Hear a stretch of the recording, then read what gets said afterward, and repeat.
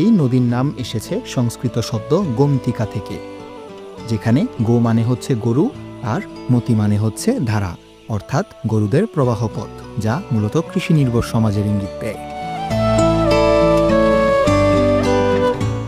এ নদীর সাথে জড়িয়ে আছে ত্রিপুরা রাজ্যের ইতিহাস, এমনকি পাল যুগের পুরাতাত্ত্বিক নিদর্শনও পাওয়া গেছে এই নদীর তীরবর্তী অঞ্চলে।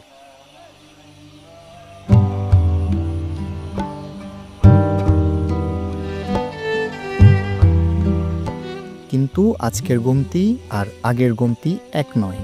শুষ্ক মৌসুমে নদীর অনেক অংশ শুকিয়ে যায়।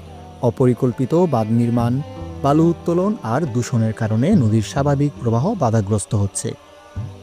স্থানীয়দের অনেকে বলেছেন, আগে নদী ছিল গহীন আর এখন পানি থাকে না, অথচ এই নদী একদিন ছিল জীবনরেখা।